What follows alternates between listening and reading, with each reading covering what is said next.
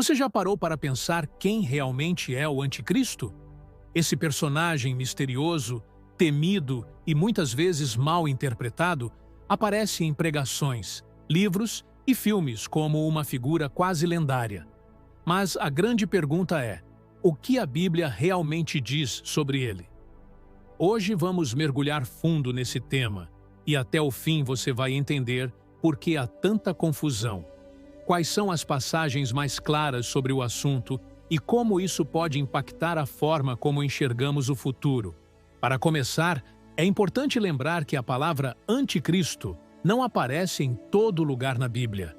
Na verdade, ela é mencionada de forma direta apenas nas cartas de João, no Novo Testamento. João fala sobre o anticristo e também sobre muitos anticristos que já existiam no mundo. Isso já muda muita coisa, porque quando ouvimos essa palavra, logo pensamos em uma única pessoa maligna que vai dominar o mundo inteiro. Mas João deixa claro que não se trata apenas de uma figura isolada. Segundo ele, qualquer um que negue a vinda de Jesus como o Cristo já manifesta o espírito do anticristo. Só que, ao mesmo tempo, existem outros textos bíblicos que não usam a palavra anticristo, mas que descrevem figuras muito parecidas. Um exemplo é a famosa profecia do homem do pecado, ou homem da iniquidade, que Paulo descreve em sua segunda carta aos Tessalonicenses. Ele fala sobre alguém que se levantará contra tudo o que se chama Deus, se exaltará acima de tudo e até se assentará no templo de Deus, querendo parecer como se fosse o próprio Deus. Esse detalhe é fascinante porque mostra a pretensão de enganar, de substituir, de se colocar no lugar do Criador. Agora, antes de avançar, pense comigo.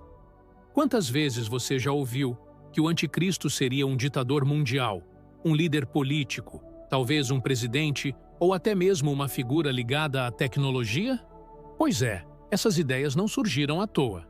Elas são fruto de séculos de interpretação, muitas vezes misturadas com teorias da conspiração, medos sociais e até mesmo interesses políticos de determinadas épocas. No entanto, se a gente se concentrar apenas no que está escrito, sem acrescentar, a imagem pode ser um pouco diferente. Outra passagem que sempre entra nessa discussão é a visão de Daniel. Ele fala sobre reinos, chifres que representam reis, e um pequeno chifre que se levanta, blasfema contra o Altíssimo e persegue os santos. Muitos estudiosos relacionam essa profecia com o espírito do anticristo. Curioso como o Antigo e o Novo Testamento parecem se conectar, como se um estivesse preparando o terreno para o outro. Agora, segura essa comparação. O anticristo pode ser visto como um espelho distorcido de Cristo. Enquanto Jesus se apresentou como humilde, servo e obediente até a morte, o anticristo representa orgulho, engano e arrogância. Enquanto Cristo trouxe salvação, o anticristo busca seduzir e enganar. É quase como uma sombra, uma paródia maligna daquilo que é verdadeiro. Essa comparação ajuda a entender por que tantos cristãos enxergam nele o ápice da oposição espiritual. Mas será que estamos falando de uma pessoa específica ou de um sistema inteiro? Essa é a pergunta que divide estudiosos há séculos. Alguns acreditam que o anticristo será um homem real, com nome e rosto, que aparecerá em determinado momento da história. Outros defendem que o anticristo já está presente como um espírito de engano, agindo através de ideologias, governos e religiões falsas. A própria carta de João reforça essa segunda visão quando diz que, já agora, muitos anticristos têm surgido. E se você acha que esse tema é só teologia antiga, se engana. Ao longo da história, várias pessoas já foram chamadas de anticristo. A cada geração, a figura do anticristo parece ser projetada no inimigo da vez. Isso mostra que a ideia é poderosa, mas também que muitas vezes é usada de forma equivocada. Agora, vamos falar do Apocalipse, que é talvez o livro mais citado quando o assunto é o anticristo, embora a palavra em si não apareça ali. O Apocalipse fala da besta que sobe do mar, com 10 chifres e 7 cabeças, que recebe poder do dragão e engana os habitantes da terra. Essa descrição é forte, simbólica e repleta de imagens intensas. Muitos estudiosos acreditam que essa besta é outra forma de falar do anticristo. Percebe como a Bíblia nunca entrega essa figura de forma simples e direta? É sempre através de imagens, símbolos e advertências. E isso tem uma razão. A Bíblia não parece querer que fiquemos obcecados em identificar um nome ou um rosto específico, mas sim que estejamos atentos ao espírito do engano. Porque, no fim das contas, o anticristo é menos sobre uma identidade e mais sobre uma oposição total a Cristo. É qualquer coisa, pessoa ou sistema que tenta ocupar o lugar de Jesus na vida das pessoas. Agora, para segurar sua atenção, vou te contar uma curiosidade histórica. No século XVI, durante a Reforma Protestante, muitos reformadores acreditavam que o papado representava o anticristo. Martinho Lutero, por exemplo, usava esse termo frequentemente em seus escritos. Já do outro lado, a Igreja Católica também apontava inimigos e heresias como manifestações do anticristo. Ou seja, o conceito sempre foi usado como arma em disputas religiosas e políticas. Outro detalhe interessante é como a ideia do anticristo migrou para a cultura popular.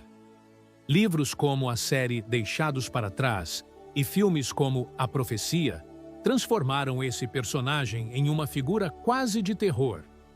Um líder mundial carismático que conquista multidões, mas, por trás, carrega o selo da destruição.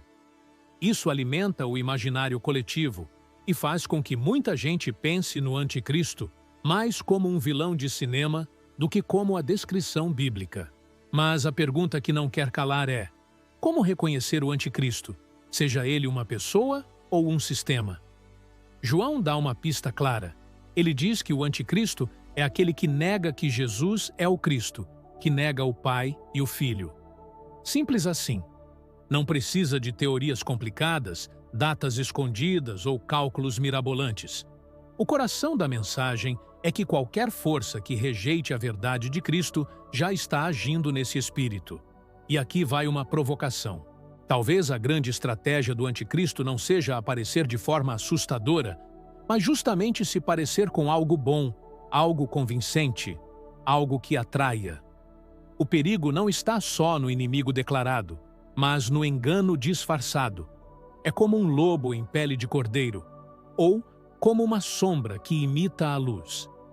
Isso sim prende a atenção, porque nos faz refletir sobre como discernir a verdade em meio a tantas vozes que competem pela nossa fé. Até aqui, você já percebeu que o tema é vasto. Falamos de João, de Paulo, de Daniel, do Apocalipse, da história da Igreja e da cultura popular. Mas o ponto central é sempre o mesmo. O anticristo é a oposição a Cristo.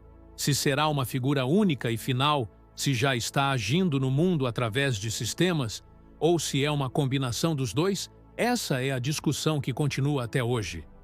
Mas uma coisa é certa: o chamado da Bíblia não é para viver com medo do anticristo, mas para permanecer firmes em Cristo. A verdadeira segurança não está em decifrar códigos ocultos, mas em se apegar àquele que é a verdade. E agora, eu quero te deixar com uma reflexão final. Em vez de gastar energia tentando adivinhar quem será ou quando virá, talvez o maior desafio seja identificar quais são os anticristos que já tentam roubar a centralidade de Cristo da sua vida hoje. Pode ser uma ideologia, uma obsessão por poder, uma confiança excessiva na própria inteligência, ou até mesmo algo aparentemente inocente que, aos poucos, vai substituindo o lugar de Deus no coração. No fim, o alerta é muito mais prático do que teórico.